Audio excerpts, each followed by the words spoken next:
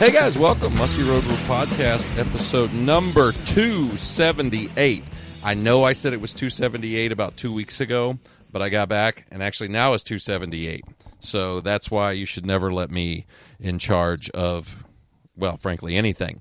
So, guys, but thanks for listening. Thanks for tuning in with us every week. It's always fun to listen to what I've tore up. I have not hit a deer in the last 2 weeks, which is, for me, has actually been pretty good this spring.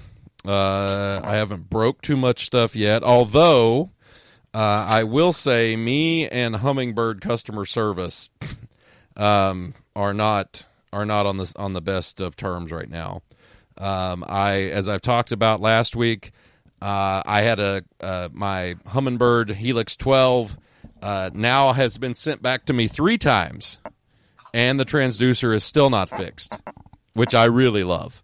Right now, the only way I can actually tell what the water temperature is, my best way is to stick my finger in it and see what happens, because the coldest my temperature gauge reads is 107.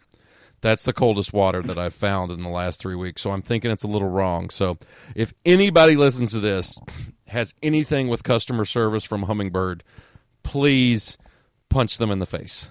I would really like that right now, because yeah, they're not doing too good. But yet, I'm done bitching. That's my little bitch for the one time tonight, well, or for the first one at least. And but guys, thanks for listening. Muskie Road Rules Podcast. This, if you want to text us, you can also text me if you know anybody from Humminbird customer service at 606-776-6729. We're going to start hearing some fishing reports from up north. The Southern Wisconsin opener is actually coming in, I think, this weekend. Am I right, guys? Yep. Southern Wisconsin opener coming in this weekend, so I want to hear some fishing reports. Send me some pictures, preferably of fish, because some of you guys send me pictures that I don't need to see. But yeah, send us some. It's the Lungen Lures text line, guys. Lungen Lures. Make sure the 22 short, 22 long, 22 SS. Also, all the great products that they make in their spinners, whether it be a DC9, DC10, or the Nutbuster spinnerbait. Also got the Alley Cat series of lures, and the Big 50 Cal. They make a ton of stuff. Check them out at lungenlures.com. And again, shoot us a text, 606-776-6729. Guys, tonight, we got a special podcast here for you. We had the PMTT on Cave Run last weekend, and I did absolutely horrible, which I'm very proud of myself for that one. I don't know what I can blame it on, but I'm sure I can blame it on something. I can't blame it on Tony this time, which that was always my good scapegoat in the past. But we've got some good fishermen on here tonight. We've got the top 1 and 2 teams from the tournament. We've got the winners, which is Nate Osfar and Brian Krelle. And we got the second place, one of the second place team on here, Jason Summers. Guys, how you doing? Good. Good. Very good. Do any of you know any Humminbird customer service people? I don't. I just try to buy the right unit the first time. Oh, I buy everything and nothing works. Right now, here's what I've went through so far. My Humminbird, the side scan, the right side side scan went out, and my temperature gauge went out. Well, the right side scan, I bought a new transducer, right? I was thinking, okay, one of the crystals in the transducer got busted. So, which, you know, up in Canada or down here in the wood or anywhere, it gets hit. And, you know, I've done that plenty of times before. So I buy a new transducer, which are not cheap, and put it on. No change. Absolutely no change. The only change is that the new transducer I bought, the temperature gauge doesn't work on it. There's no temperature. So after sending it in, I tried different units on there. I did all that. And what it turns out to be is the side scan issue was actually in the unit itself, in the head unit.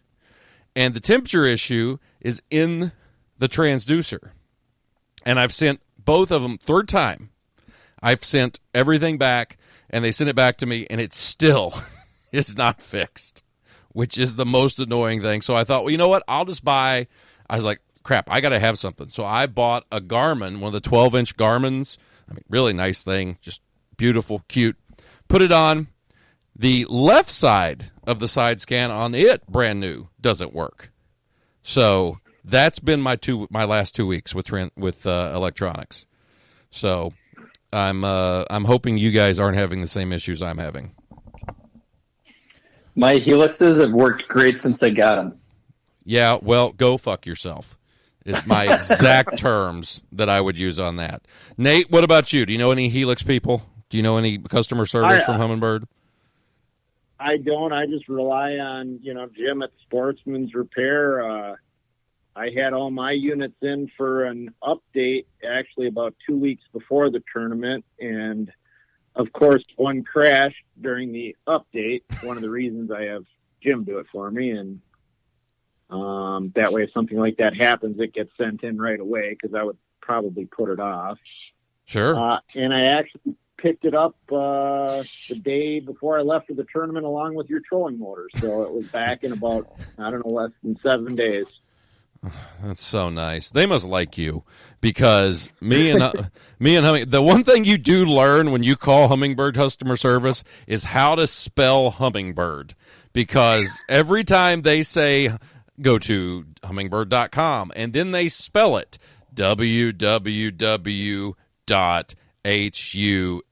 and it's literally, that is the one thing I will say. When you call Humminbird customer service, you will learn how to spell Humminbird. There's no G in it, by the way.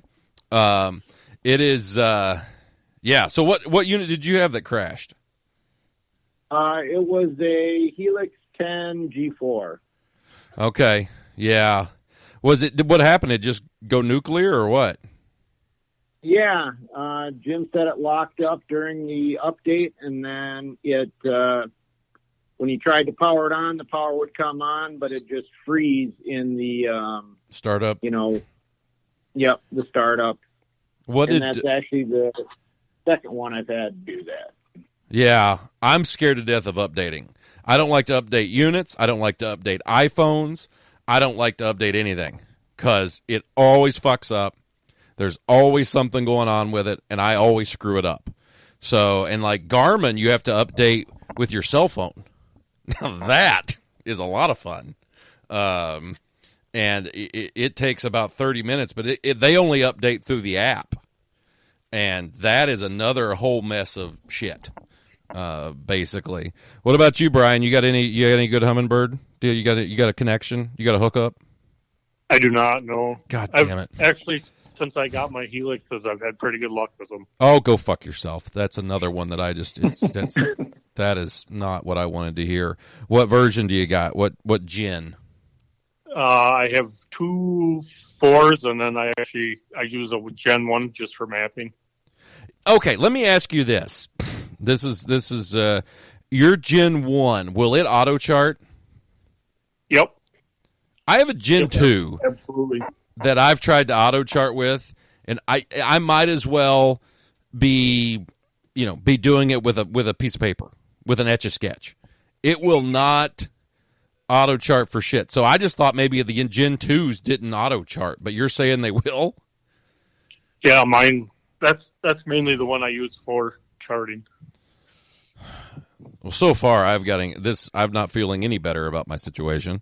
It just sounds like I'm just having issues, but nevertheless, let's not talk about that. Let's talk about fishing Cave Run last weekend down for the PMTT. Let's talk, Jason, we'll start with you. You guys got second place. You scored 3 fish on Sunday. That's called being just an asshole. Getting 3 right away like that, on Sunday. What, pre-fishing, did you guys pre-fish? You fish with your, you have a new tournament partner.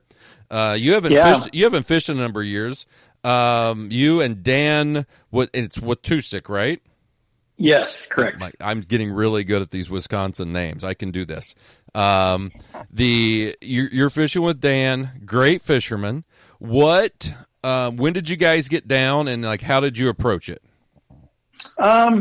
We got down Wednesday afternoon and pretty much just drove to the lake and looked at it and just put everything together. And we fished all day Thursday, all day Friday pre-fishing and waypointed some stuff, looked at a bunch of spots, checked out a bunch of old memorable spots that I've seen or caught fish on, through the years of coming down. Mm-hmm. And really came up with a game plan on Saturday. Okay. And we fished virtually from the north end by the dam, and we just really navigated our whole way down to the marina in Beaver Creek. Oh, okay. What was your, going into the tournament on Saturday? What did you feel? I mean, did you guys catch anything pre-fishing or see much pre-fishing? We saw one fish on a jerkbait that was not active.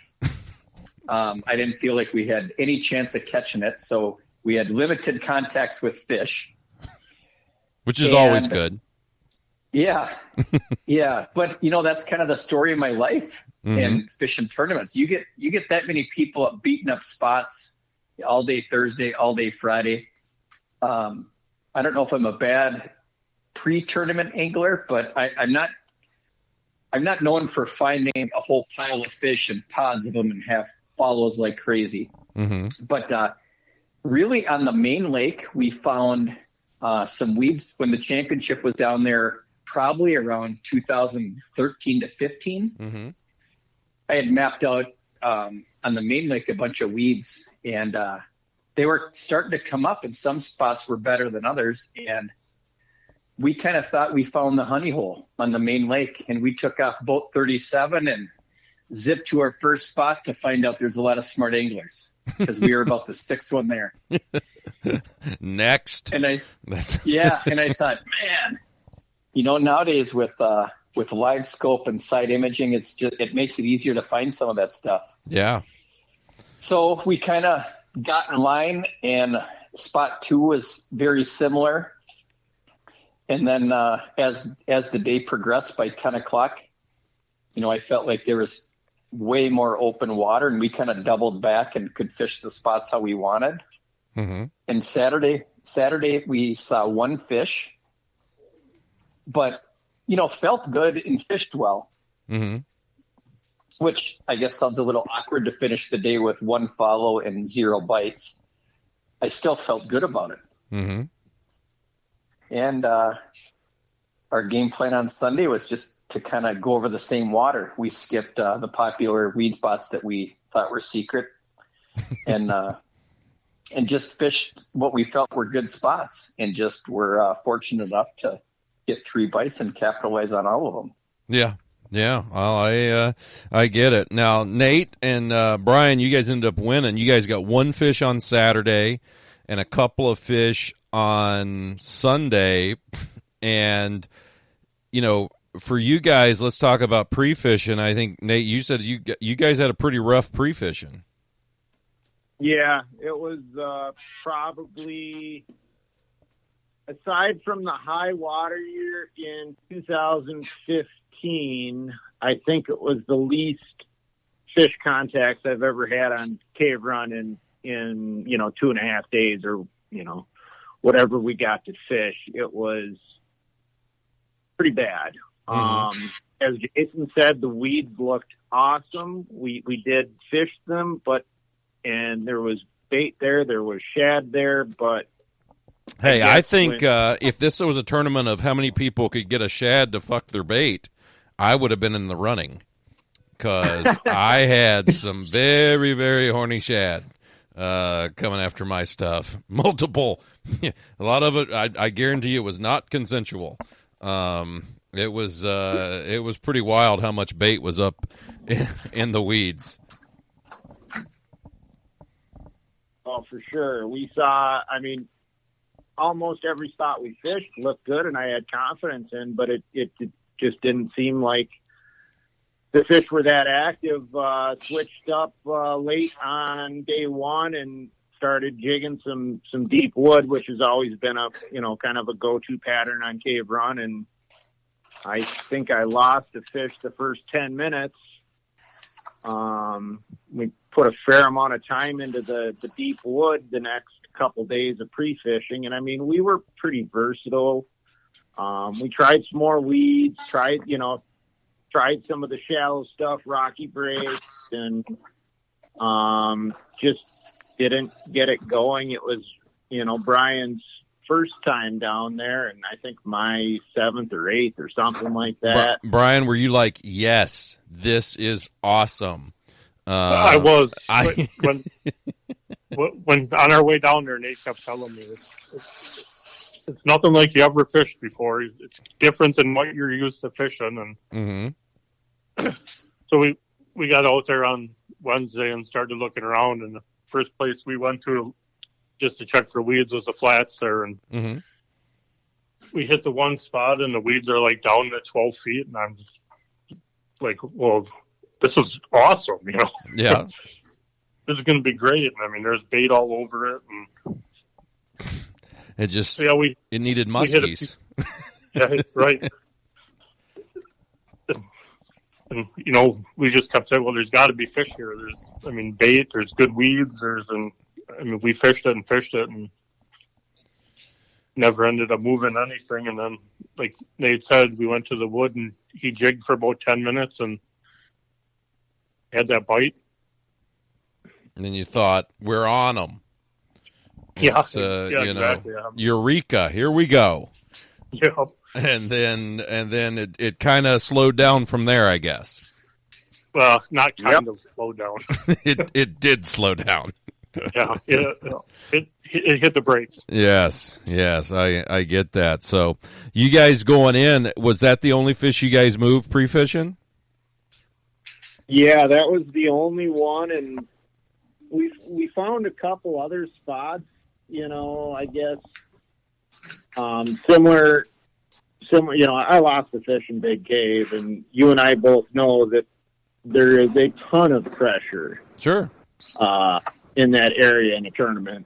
And I was really wanting to find something similar but different, you know what I mean? Mm-hmm.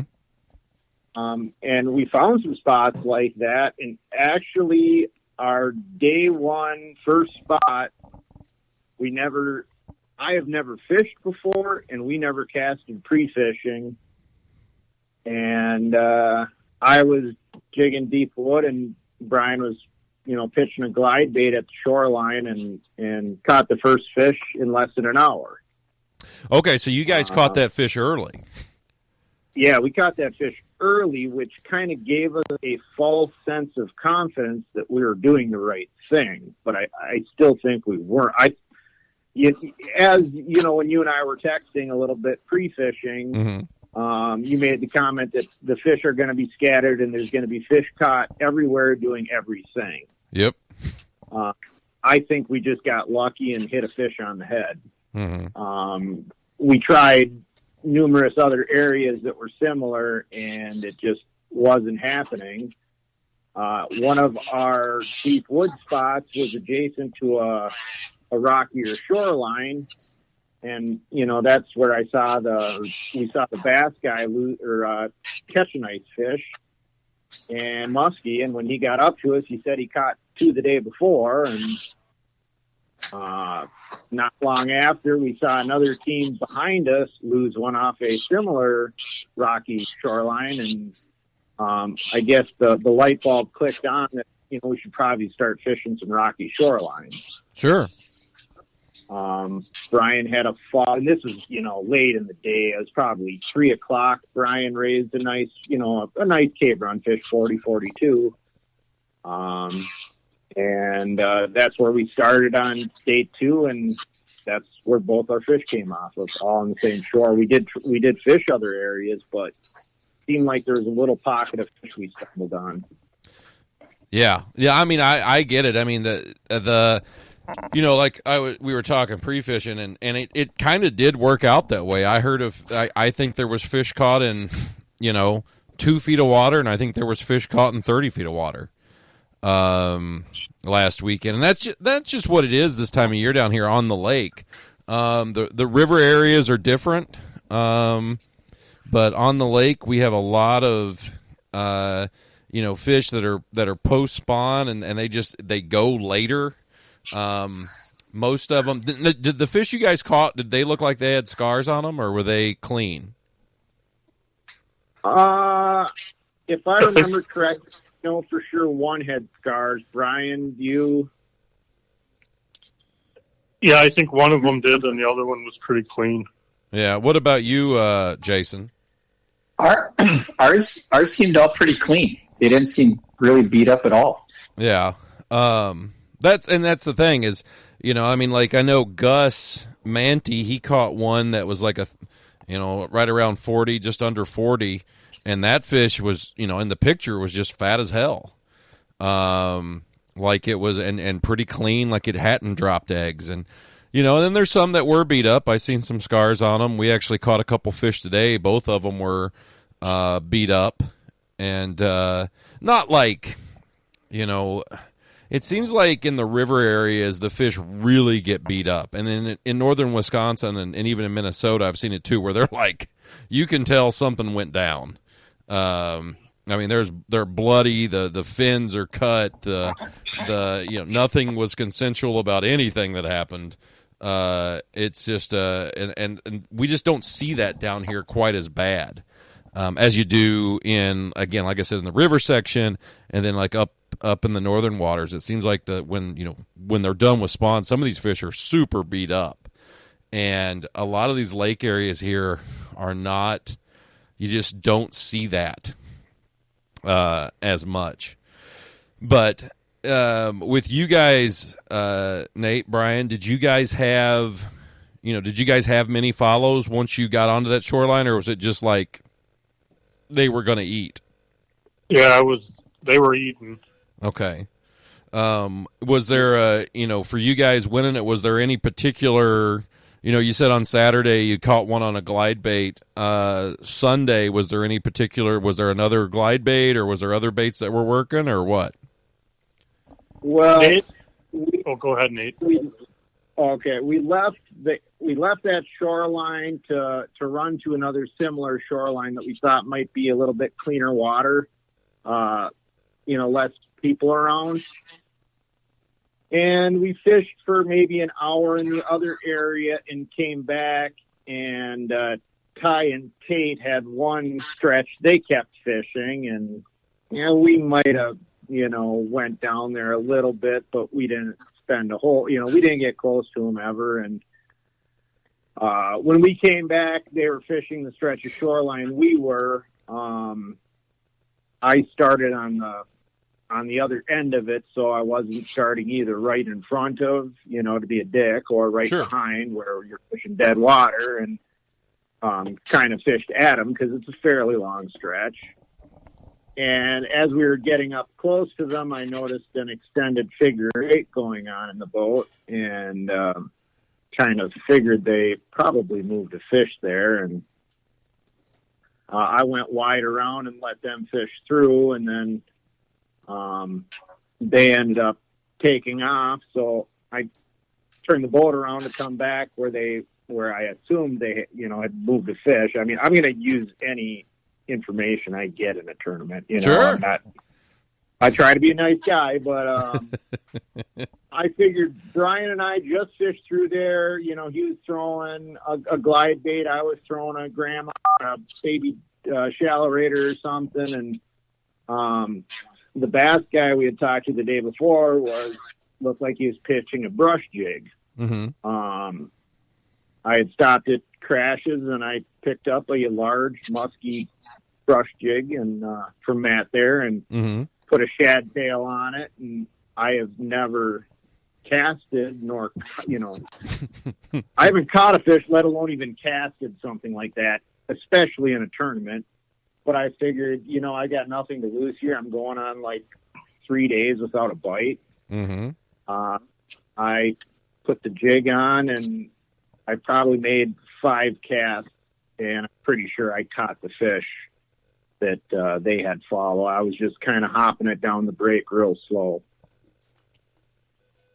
So I guess I learned a little something new. And when I put the jig on, I made the comment to Brian, if I catch a fish on this, I'm going to be a hero. And he said, if you don't, you're going to be a zero. And I guess there's a lot of truth in that statement, but it worked out to our advantage. And then probably not even 5 minutes later, 10 minutes maybe, it was 10 minutes or less, Brian had the other one eat his glide bait right at the boat and got that one, and that was all our action. No shit. Well, that's all right, though. I mean, hell, that always works. Now, were you using one of like one of the big Ike jigs? Is that what you used? Yep. Okay. How did that thing hook up? Because that hook is massive. I trimmed the brush guard back a little bit, and I was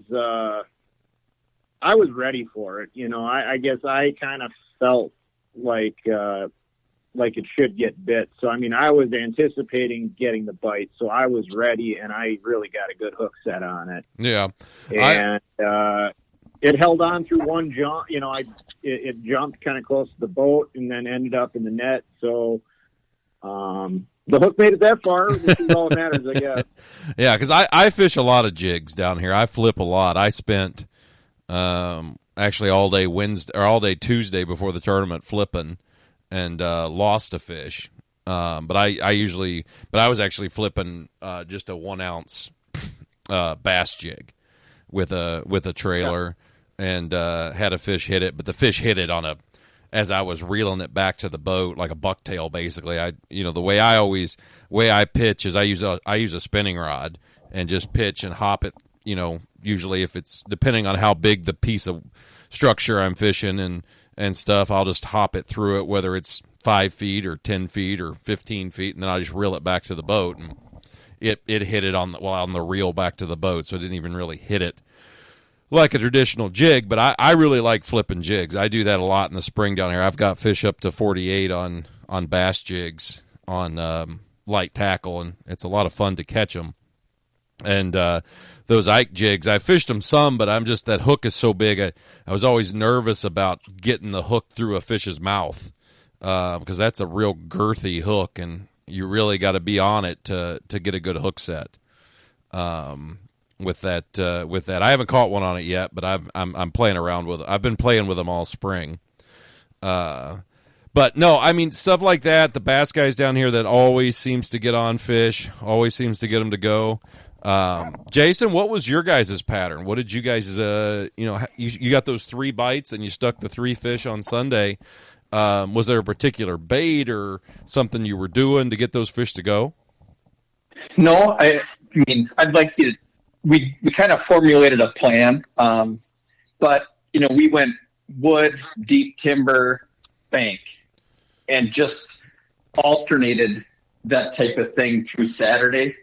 And Sunday, there's a timber rocky bank that was pretty busy with a bunch of anglers on Saturday. I think we fished it for a little bit, but we were like one of 6 boats in there. And Sunday morning, as we're ripping by, no one was there. Mm-hmm. And I'm like, oh, well, let's check that out. Mm-hmm.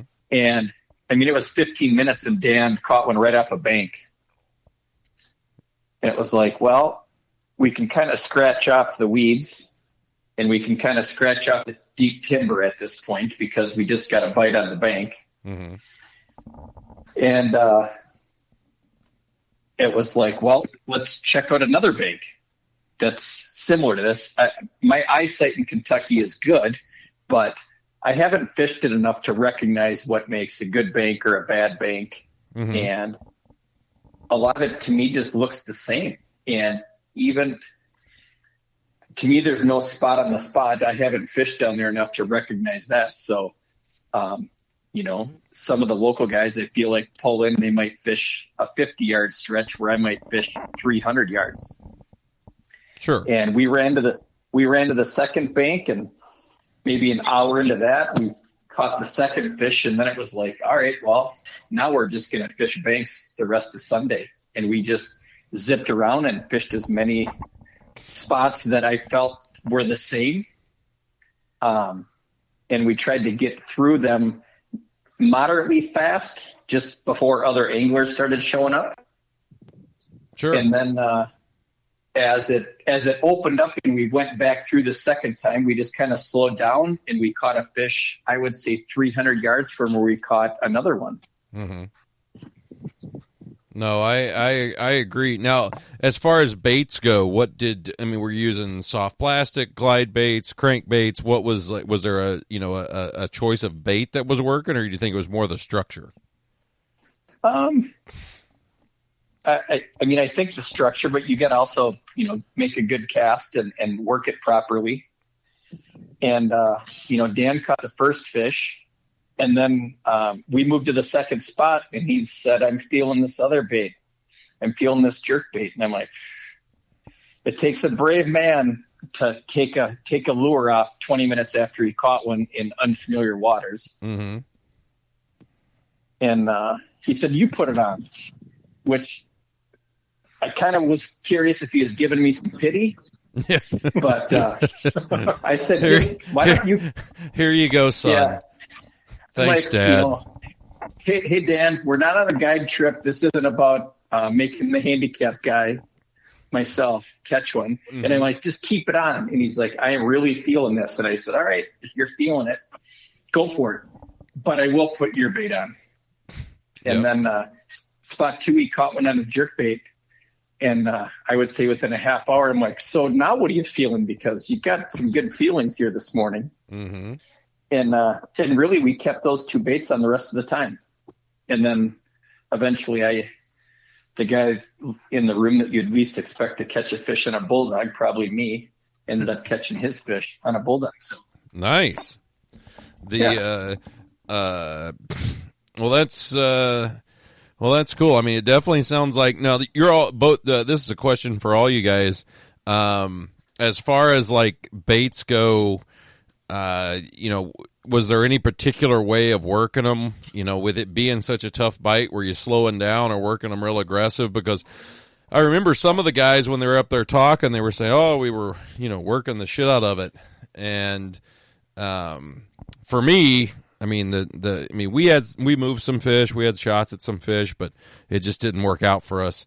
It seemed like it was kind of a, slow down deal for us. I don't know if that's the way you guys found it, but, so Nate and Brian, was that, what was your guys' deal? Yeah, that's when I was working that glide bait, it was super slow and just trying to get it down as deep as I could get it. And now, that glide bait, were you working it where you could see it, or it was down out of sight? Sometimes it was out of sight, and other times it was up just a little where you could just see it. Sure. I like working deeper glide baits. That's the one thing that I do like doing here in the spring is working glide baits. Like I like to work them. A lot of times if I'm in deep enough water, or even if I'm only in like 4 or 5 feet of water, I mean, I'll work them near the bottom in that, really, and just kind of, they've got to be a glide bait though that's pretty, for me, they've got to be one that's pretty, is gliding. I guess is the way to do it. You got to have confidence that it's actually going side to side. So something that's going to have weight to it, but you can still kind of work with the reel a little bit and know that it's actually moving down there side to side instead of just coming in straight. It's something that I've seen. And Nate, with that jig, you said you were working it slow down the break? Yeah, and, I was running the trolling motor, so Brian was fishing second, and, well, he had the bite on day one, the follow on day one, and I had zero action. And I mean, I tend to fish fairly fast and aggressively in tournaments predominantly. That's what I've had good success doing. It's pretty hard for me to slow down, and I guess I kind of noticed that, well, the only fish contacts we had, it seemed like they wanted it slow and deep.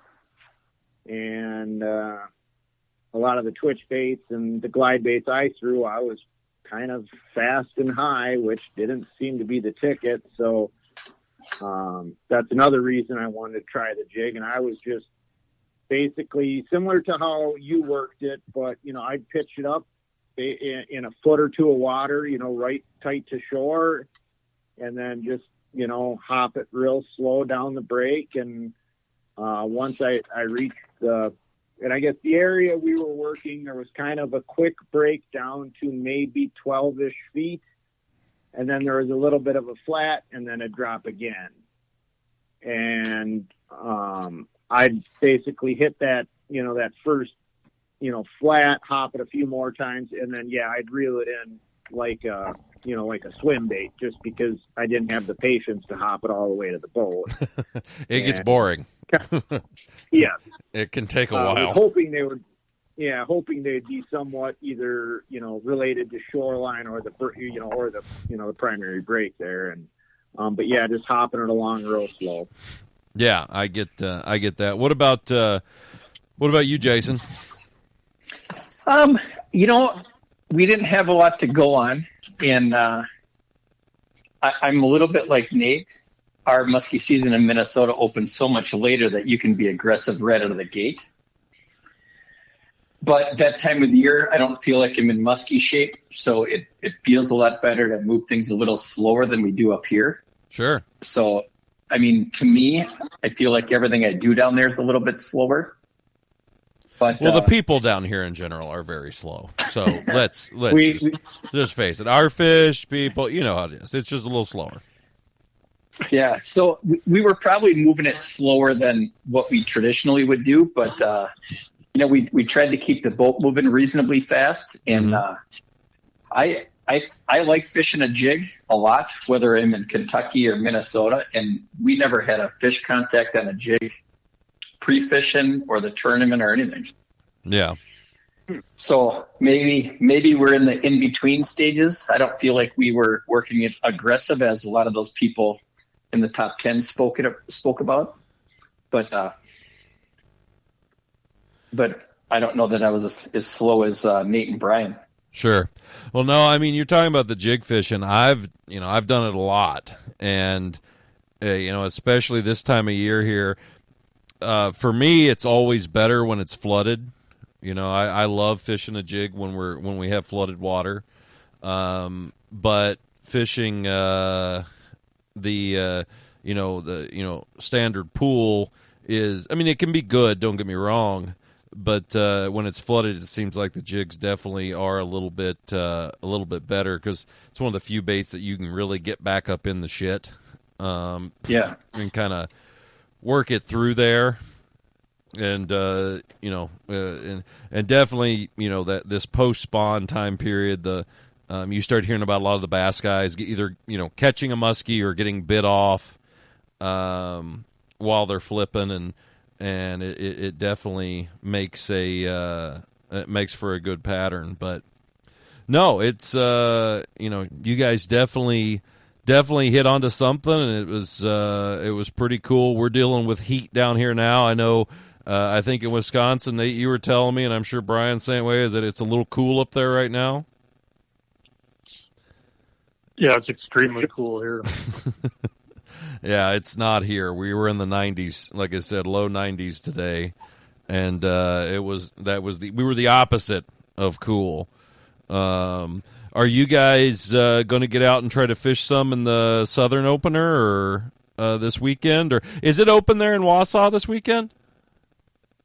No, it's south of 10. It opens up, and usually my first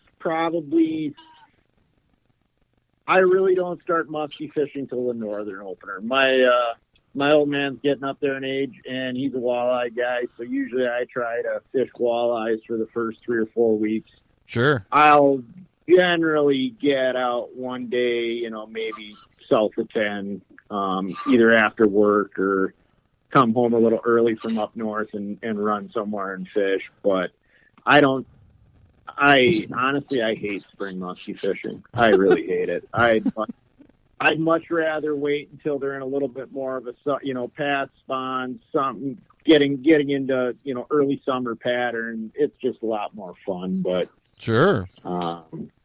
you know. So a lot of walleyes for the first few weeks, and then I'll put the walleye rods away, and then it's nothing but muskie till freeze up. Yeah. What about you, Brian? Yeah, I don't usually go down there. I get pretty busy with work and really don't have a whole lot of time to. Where do you live at, Brian? Eagle River. Oh, okay. So you're up in the northern part anyway. Yep. So yeah, I didn't. Now because I don't know, where is Highway 10? What is that? What would that be? Highway 10 goes through like Appleton, Stevens Point. Okay. Neilsville, I think, so it is probably roughly center of the state thereabouts. Because I know, can't you fish, isn't Petenwell open? Yep, Petenwell is below 10, and I've fished there early in the year in the past and caught a few fish. That is the biggest carp population I think I've ever witnessed in the Petenwell flowage, and the worst smell. Oh God, it stunk. Them carp were dying. We had one die right by the boat. It was awful. But that I think we fished a tournament one time in May on the Petenwell. Yes, PMTT. Yeah, years ago it was super rainy and cold and it was awful. What about you, Jason? You getting out any time early, or you wait until everything opens? Yeah, kind of wait till everything opens. I could sneak over to Wisconsin. They open a few weeks before we do, but I'll probably chase some crappies in northern Minnesota this weekend. Next weekend is our walleye opener, so I'll do that. Mm-hmm. And then kind of play it and then the second tournament for the PMTT this year is, I think, on our muskie opener, so I'll miss our muskie opener. I'll be in Madison, Wisconsin for the next tournament. Yeah, we have the Madison chain coming up, the 8th, 9th, 10th, something like that. It's the second. It would be is that the first week? That's the second weekend, right? I think is Minnesota opener, isn't it, on the first this year? Yeah. So maybe I will sneak in some time in Minnesota. Yeah, I thought Minnesota was I think, isn't that right? Yeah, because the June 1st falls on a Saturday.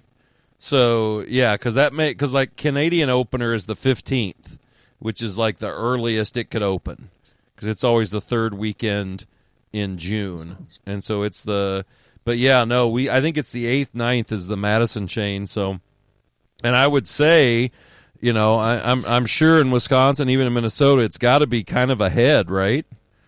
I would sure think so. The weed growth and stuff. I mean, up there in Eagle River, Brian. I mean, you've had ice off quite a while, haven't you?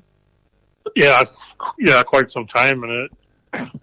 I mean, we didn't actually get a whole lot of ice at all this year either. I mean, that's what I've heard from everybody up in the north part, is that the ice was kind of shitty. Yeah, we basically had 3 different first ice. Yeah, that was what I heard, and I think Dan, your partner Jason, said that it was like March 15th or something, ice came off in his area. I think it was the earliest he's ever seen it. And that's, I'm sure the weed growth and stuff, especially there in Madison, the weed growth is probably going to be well far ahead, and should be a good tournament. And I hope it's cloudy and rainy on Saturday and Sunday, because it is going to be a madhouse if it's nice on those bodies of water. But nothing was like Okoboji. The one Saturday out there, I ain't never seen traffic like that before. That was one of the craziest boat traffic I'd ever been in. I think you guys were out there, weren't you, Nate? We pulled at about 9:00 and went to Spirit. Well, and you were missing the good stuff. Yeah, we saw what was happening, and I think that might have been shortly after Tim's first update when there was like 37 fish caught. And, you know, it sure didn't seem like there had been 3 fish caught on Okoboji. So we figured we better make our move. Yeah, that was nuts. It was fucking nuts out there. But well, you could be in for some boat traffic here. Oh yeah, Minnetonka. It's nice and calm out there too. If August 23rd and 24th, if the weather's really nice, it definitely be busy out there. Oh, I'm sure it'll be just horrendous if it's nice weather. But well, guys, let's wrap this up. Brian, Nate, anybody you want to thank or any sponsors you want to mention? I guess I'm always using Chaos Tackle. I like the 2020 rods, and I've been using Medusa since Jason owned the company. And no fish at Cave on a Medusa, but looking forward to using them yet this year. And then been using Finn's braid since last year and had good luck with that. So that's about it for me. All right, Brian, anything? Not really. I like it. Jason, you? You know, since I got out of the Medusa business, I'm pretty much sponsor free. Nice. So I can well, as you can tell, I caught my fish on a bulldog. It wasn't due to lack of effort for throwing around the little mini Medusa, but no, I'm good. Thanks for having me on. It's cool to get on and talk muskies. All right. Well, guys, hey, I really appreciate it, and I will see you guys all in Madison here in about a month. All right. Thanks. Sounds good, Greg. We'll see you then. Sounds good. All right, guys. Thanks, Greg. Yep. Be careful, and good luck fishing, and I'll see you in Madison. Sounds good. See ya. Bye-bye. Bye.